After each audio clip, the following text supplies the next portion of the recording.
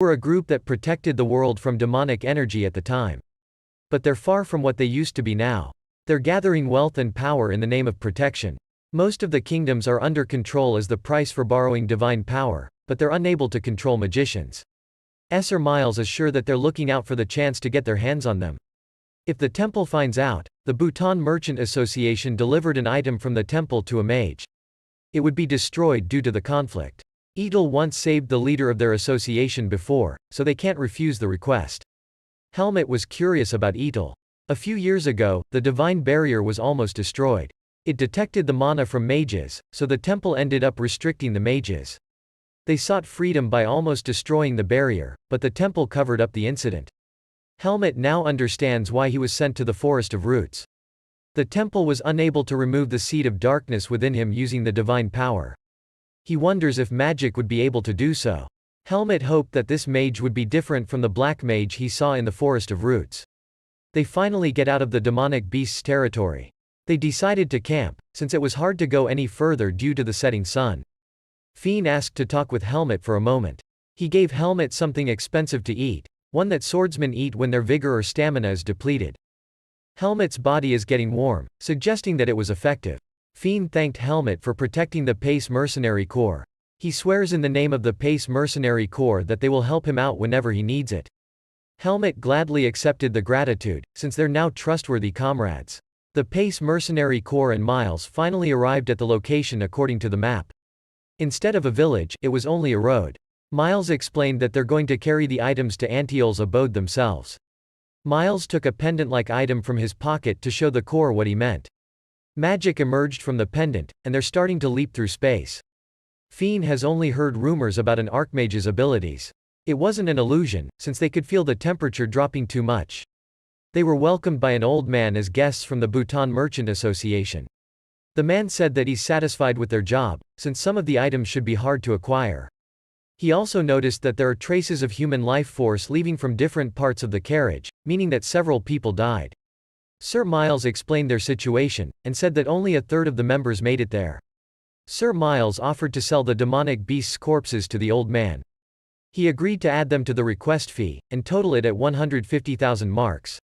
The Pace Mercenary Corps was surprised by the price, but archmages are wealthy beings after all. Helmet keeps on observing the old man, and knows that he is strong, that his power feels different than Erugo's, and that he's concealing his mana completely. The old man noticed Helmet, and instantly found it interesting. Mages, especially those who can see the truth hidden deep within, can see into the truth from time to time. Helmet told him not to say anything more than that. The old man respected his desire to keep the secret, so he created a barrier around the two of them, so that no one could hear them. The old man swore by the mage's name, Antiol.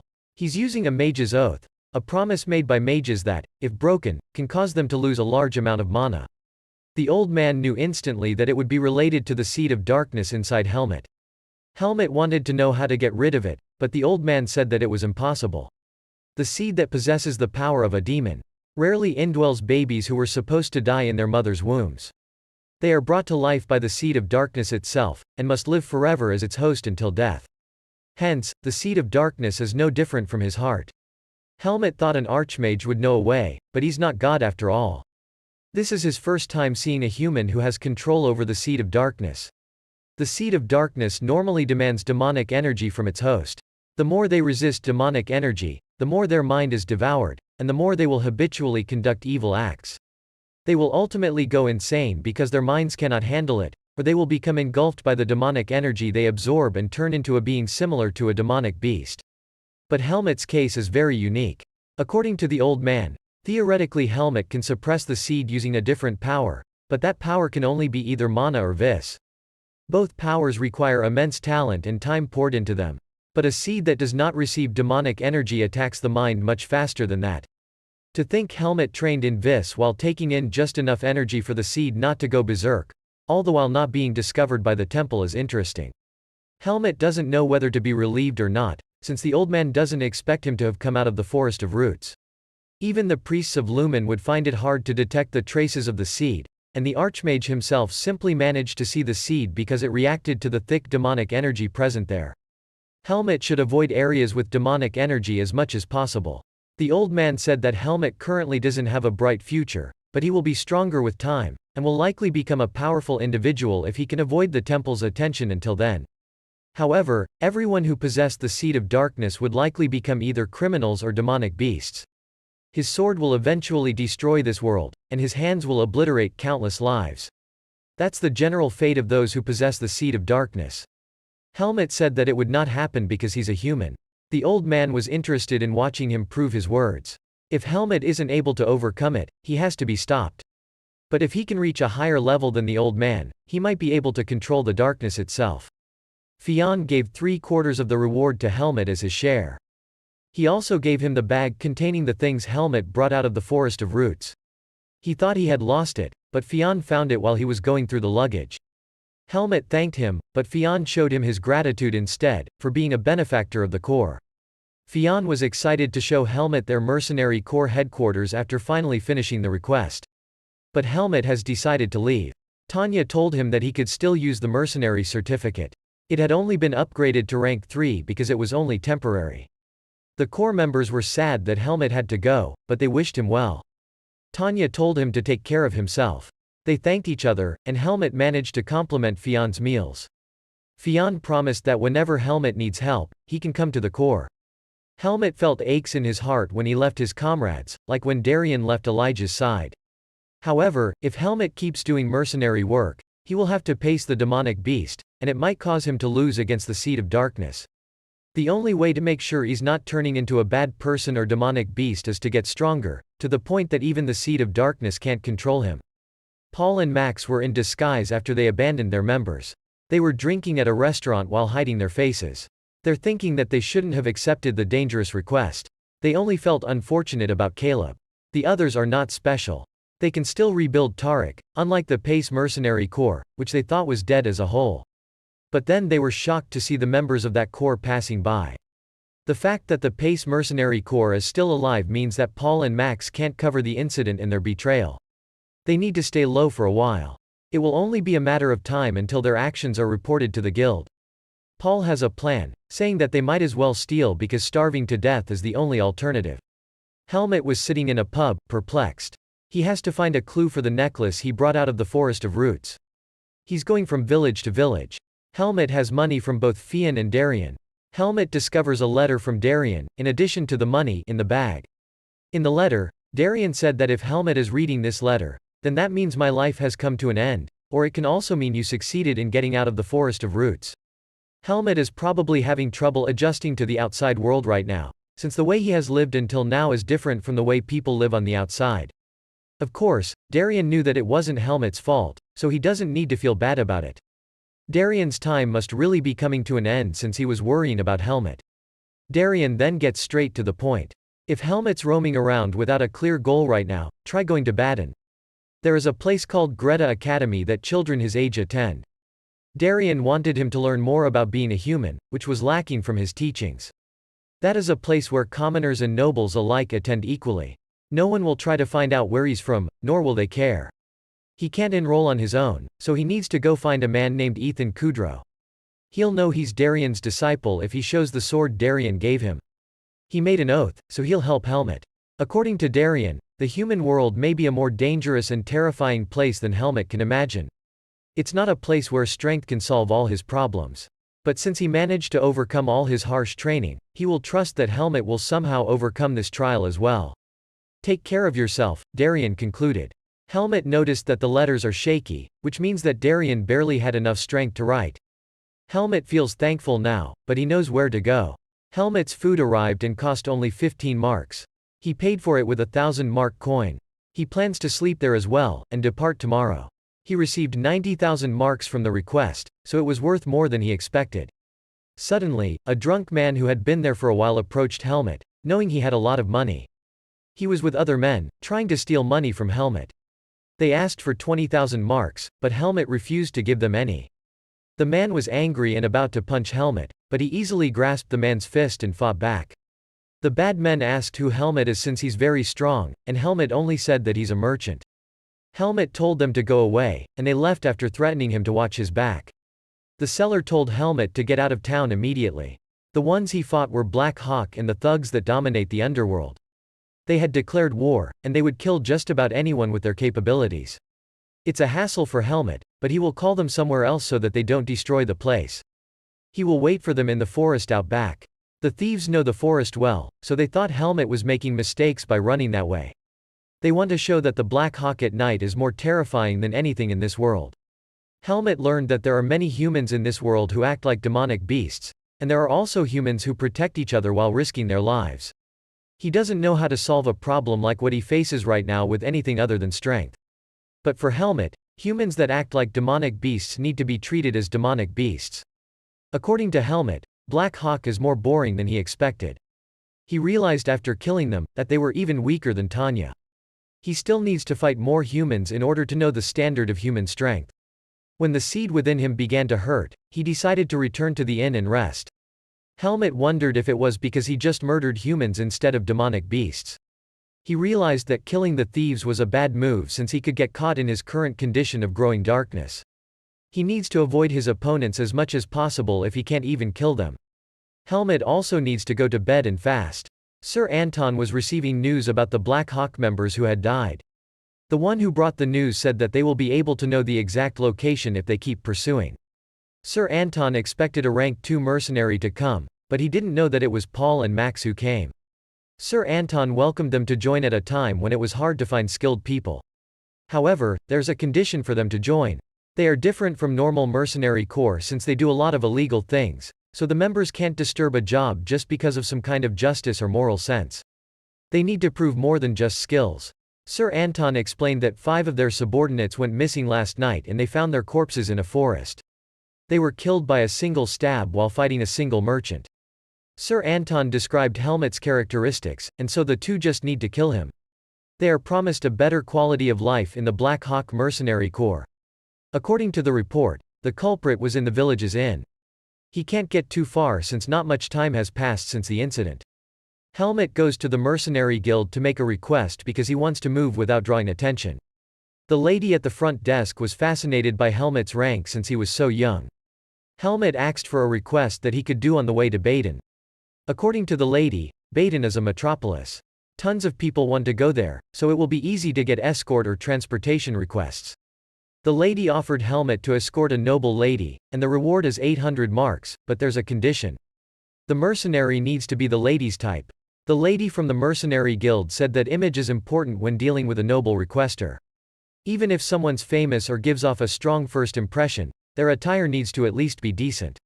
She also said that Helmet's face is enough, so he only needs to buy some nice clothes, and the lady will prepare the request for him. Helmet entered any clothing store he managed to find. The owner offered him top-grade fabric clothes made by the most famous artisan in Baden for 2,000 marks, and Helmet took it even if it was more expensive than the reward. The lady from the mercenary guild was satisfied with Helmet's new attire. She had sent his information to the client, and since Helmet has the reputation of being a Pace Mercenary Corps member, he has a fairly considerable chance of passing. A man from House of Zaringen came to check the mercenary, who accepted the request. He looked at Helmet's appearance and decided that he looked good enough. Someone was hiding while observing Helmet and the man coming out of the guild. The man introduced himself as Gilton, the butler of House of Zaringen. He said that it's good that Helmet hasn't heard anything about Marcus Zaringen. He just needs to know that he is of high status, so he needs to be careful of his actions. Helmet told him that he had made a transportation request before.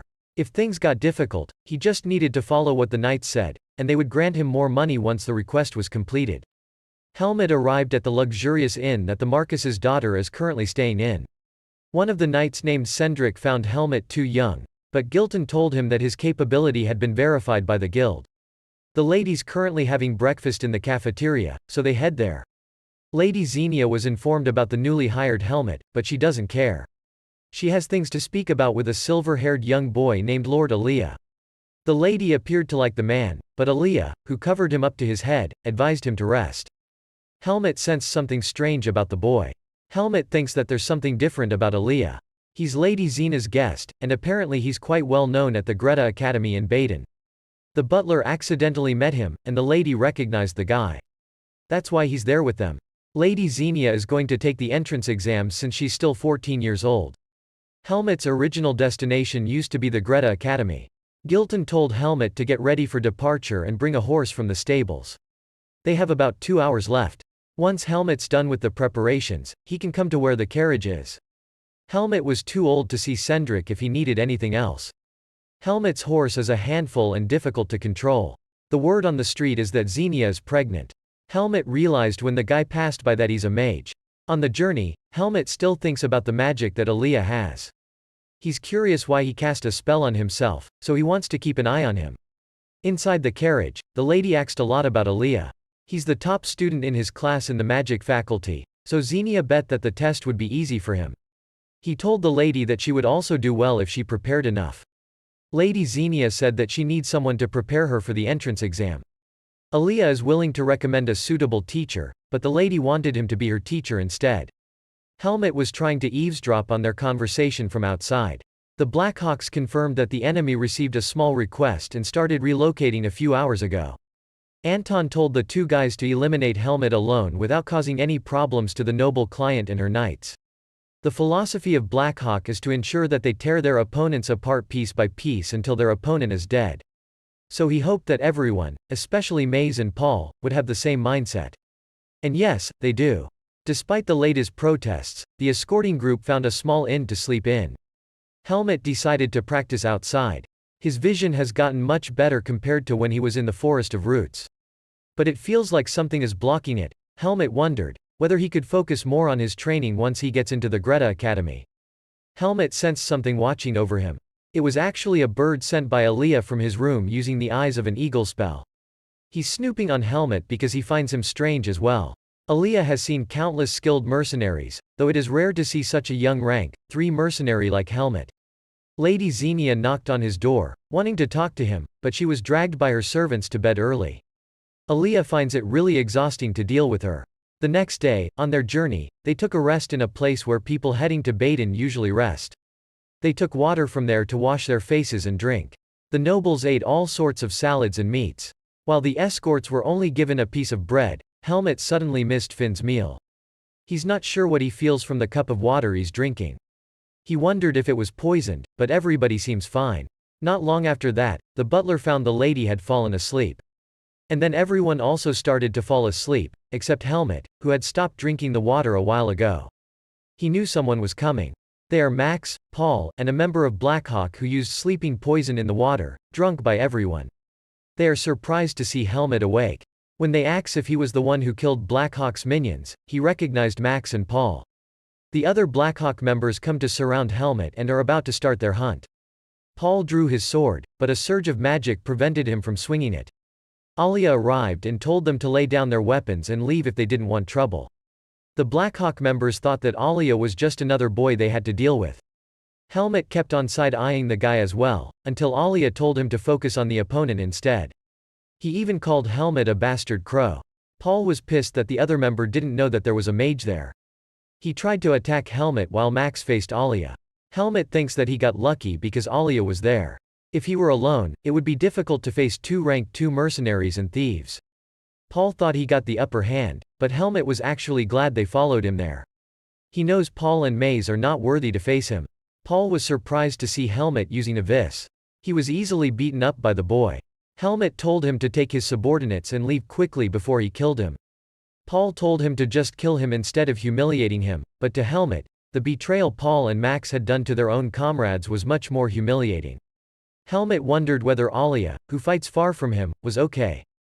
But he's fine, and Max was the one who was losing. Max asked who the boy really is, and Alia told the guy that he's just a mage. Alia uses an enormous amount of magic. He doesn't care about what they have to do, but if they interfere with his business, like they did, it is a different matter. Max hates how arrogant Alia is, but to Alia, the guy was only pretending to be tough. He can beat him with just an attack of magic. Alia told the other guys that they would have to come to Baden with them. He cast a restraining magic spell, so everyone was running away and he only got some of them tied up. Max also managed to escape without Alia noticing. He was hiding. He can't believe that the guy Blackhawk chased was Helmet from the Pace Mercenary Corps, and there was even a mage. Helmet passed him by, looking fine without any scratches. Max wondered whether Paul was also defeated. Alia handed Helmet ropes to tie up the already tied thieves. Alia said that he's going to toss them into the prison in Baden. He doesn't want to waste any mana by keeping the restraining magic. Helmet only recently realized about the prison, and he now regrets letting Paul and Max go. Alia asked Helmet why he didn't fall asleep. He answered that he didn't drink the water from the spring. Alia suddenly threw a magic spell towards Helmet, but Helmet didn't even flinch. Helmet also questioned him about why he wasn't asleep when he also drank the water. Alia said that a mage can purify that much water. Helmet asked whether it was because of the magic surrounding his body this whole time. He didn't expect that Helmet could sense the magic. Helmet said that he pretended not to know because he wasn't that curious, and it was none of his business anyway. Alia found the crow bastard really irritating. Gilton was relieved that Alia and Helmet managed to have the situation under control. He was about to discuss the payment when Xenia suddenly came to Alia. She was happy that he saved her in such a crisis. She said that she was willing to repay him with anything, and she even proposed to him. But Alia cut her off, saying that he has someone he's betrothed to back home. He said that as soon as he graduates from the academy, he will wed her. The lady was upset and cried out loud. Though they stayed up overnight, they were still able to arrive without any trouble in Baden. Gilton makes sure to commend him within the mercenary guild and gives him 10,000 marks as a token of gratitude. Helmet also thanked Alia for helping him in a lot of ways before leaving. Helmet finds the city quite strange. It's bigger than any village he's visited before and has more people. It's hard to find things in such a big city. But he finally finds the Greta Academy. He wanted to find a man named Ethan Kudrow, so he asked the lady at the front desk of the academy. Ethan Kudrow is a swordsmanship instructor there, and Helmet said that he is his acquaintance. The lady led him to a magical room and told him to wait outside. He's curious about the human Darian mentioned. He was let in to meet the instructor. Ethan said that he doesn't recognize Helmet's name, so Helmet should state his business. Helmet can sense from Ethan's aura that he's not as strong as Darian, but amongst the swordsmen he has seen, he's at the very top, maybe as strong as a mercenary level 1. Ethan asked again why the boy came to him. Helmet drew his sword and showed it to Ethan, saying that someone had said he would know what the sword meant. Ethan takes another look at the sword and instantly feels its familiarity. He got reminded of Darian de Partey and Helmet corrected it. Ethan inquired as to whether he was still alive, but Helmet shocked him by informing him of his recent death. According to Ethan, it has been 20 years since Darian went missing and he vowed to repay him for saving his life. Ethan knows that the fact that Helmet is holding the sword means that he is Darian's last apprentice. So Ethan asked him why he wanted to see him. Helmet informed him that he wished to attend the Greater Academy. Ethan understands now why Darian sent Helmet to him. Perhaps he thought the boy needed a guardian. When Ethan asked about Helmet's age, the boy was not sure whether it was 14 or 15 years old. Although he was stunned by that, based on his observation, Ethan assumes that Helmet is 15 and so he has to take the exam as a transfer student. If Helmet reveals the fact that he's the apprentice of the divine swordsman Darian de Partey, he may be allowed to even transfer immediately without a test. Helmet felt grateful that Darian still helps him. He wondered what had happened to him since Ethan said he went missing when, in fact, he was in the Forest of Roots. Darian's acquaintance didn't know it, and so he might be sent there against his will. If the one sending Darian found out about him being an apprentice of Darian, and that he has a seed of darkness, he might be sent back into the forest. Helmet then decided that he couldn't reveal everything.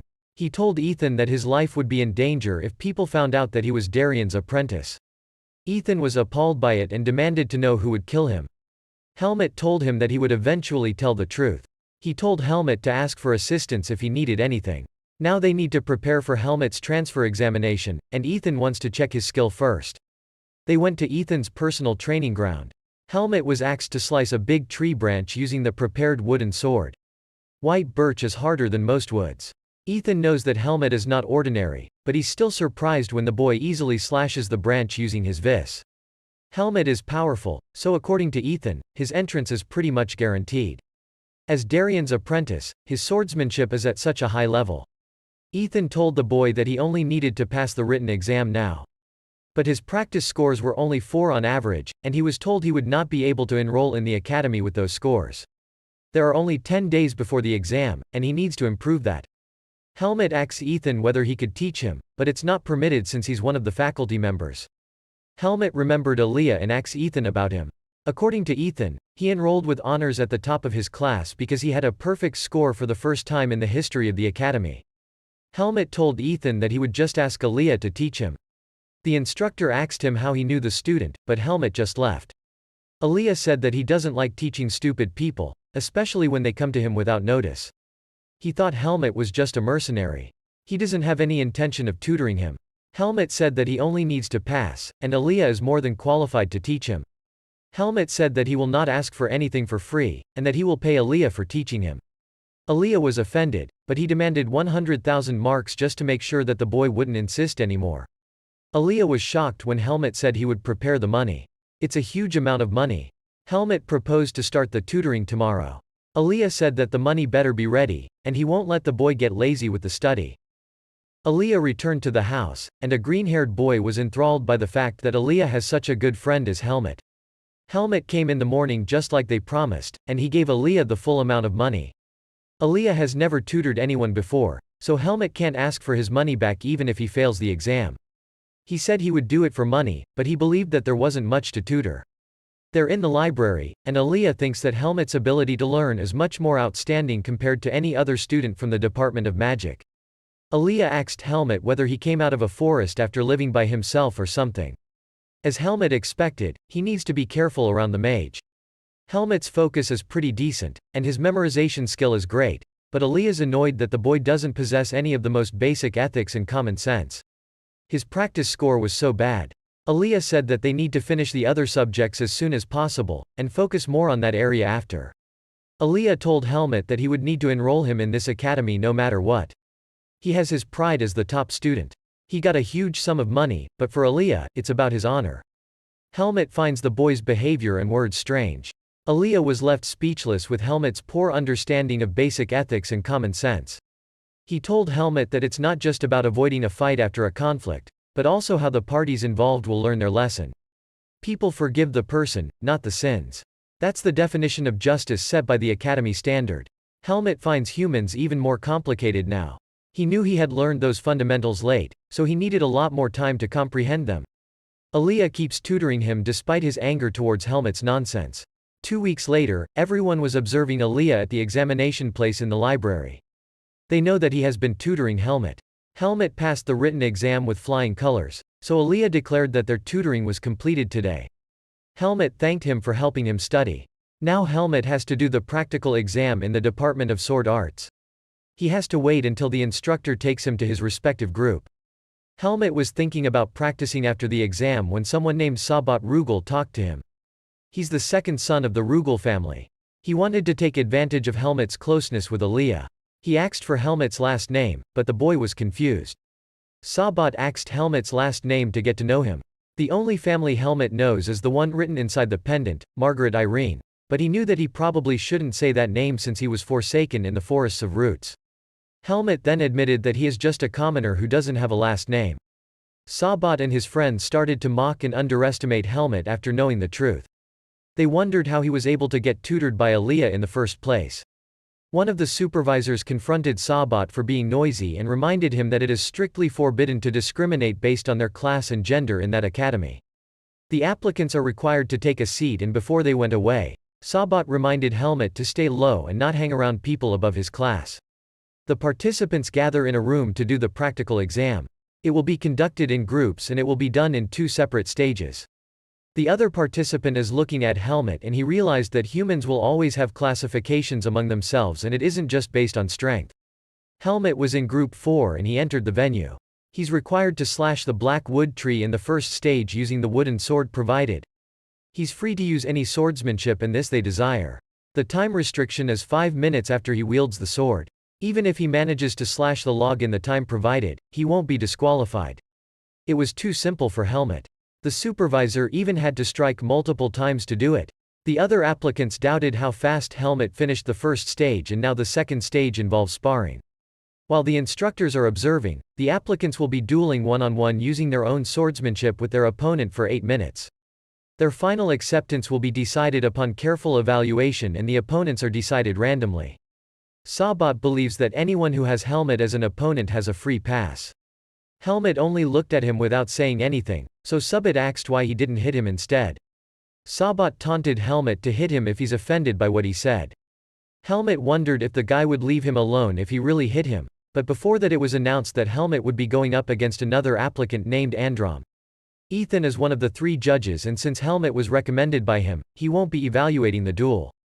It is the first time Ethan has ever recommended someone, so the other judges have high expectations for Helmet. The sparring match will last a total of 8 minutes with 2 rounds lasting 4 minutes each. The spar will only stop when an applicant is no longer able to wield their sword or continue with the duel. Androm heard that Helmet is a commoner, so he assumes that Helmet didn't go through formal training. However, using the swordsmanship he has been training since childhood, Helmet was able to defeat Androm in a second. Helmet had won the duel. The judge saw that Helmet's blade is quick and powerful, and it's hard to believe that it came from a child. Ethan also witnessed Helmet's strength and ability. The difference between 2 students is quite big, so it's hard to distinguish the applicant's skill level. Ethan told Helmet to spar with Androm as if he were trying to teach him instead of defeating him. Androm was told to show his abilities in the next spar. When he began to attack Helmet, Helmet told him to be faster in doing so. When he makes such a large movement, it becomes easier to block. He also told him a lot of tips to attack and defend himself through the spar. The way Helmet literally teaches Androm how to spar makes Ethan remember Darien. Once, he was losing to a demonic beast and about to give up, but Darien came and told him to fight back. Seeing Helmet now, it seems like Darien has returned. The judges chose their candidates from a range of power levels. They also think Helmet will soar in the academy. 1 week later, Helmet was wandering around the city to find the Baden Mercenary Guild. He's fulfilling a request, and he left his belongings back then. The boy at the front desk confirms Helmet's identity and helps to accommodate whatever he needs. Ethan was surprised when he knew Helmet had paid Aaliyah 100,000 marks. He was frustrated that Helmet doesn't know how to maintain his whole life savings. As his guardian, he needs to teach him that money is important there, so it must be managed properly. Helmet is free to do whatever he wants because he has another month before the enrollment. And that's why he decided to fulfill some requests. Ethan allows it as long as it's not too dangerous or anything formally referred to as protection duty. Helmet asked for a request that he can do within Baden that he can complete before the next month. There is one that's fitting, but the location is in the Greta Academy. There have been reports of an academy ghost appearing within the academy. According to the reports, the appearances are often at night, but they come from various places, so the specifics are unknown. Until now, there has been no evidence or cause that has been found, and they have filed a request to avoid any potential dangers that may occur. The request is to find the identity of the academy ghost and report once it has been eliminated. Helmet picked the request since he wants to be familiar with the academy, but he has never made that kind of request before. He was thinking when someone approached him. It was the green-haired boy before. It was the first time Aaliyah, the idol of the magic department, had actually hung around anyone, so he noticed Helmet. Helmet asked whether the boy was also a mage. He confirmed it, but he's slightly different from Aaliyah. He cast a round, flying, fiery monster, and Helmet tried to punch it. The boy laughed at him as he was the first person to try to hit Rated. Rattan is a spirit of light who is a bit mischievous but not harmful. Even if it becomes harmful, people won't be able to block it. Only some mages are able to control them since the spirits do not possess physical bodies, and one of those mages is the green-haired boy, Cyan, the only elemental mage in the academy. Helmet thinks Cyan is a fun guy, but he has to fulfill the request. Cyan knew about the rumor of the academy ghost, so he proposed to help Helmet with his request. They went to the ordinary building for the Department of Swordsmanship since it was the most recent place the ghost appeared. Since the ghost appeared, it has become empty once the sun goes down. A ghost is not a scary being unless it's the spirit of a malicious being that has been enchanted with black magic, but that won't be the case. Helmet asked them to split up so that they could be more effective. Someone was watching them from afar as Cyan and Helmet started looking for the ghost. Cyan and Helmet haven't been able to find anything. Cyan was looking at something, but he didn't tell Helmet about it. When they were about to go, Cyan saw someone who looked like a ghost walking towards them. Aliyah, not a ghost, had appeared. They informed him about the 3,000 marks request. He asked Helmet why he was making the request when he was loaded. Aliyah also claimed that he was there to fulfill a request he received directly from the academy. He was curious. He decided to do it. Helmet wondered why the academy even submitted a separate request. Cyan proposed to look for the ghost together to save time, and both Aliyah and Helmet agreed. They are now in one of the rooms. Aliyah casts an illusion to explain the situation.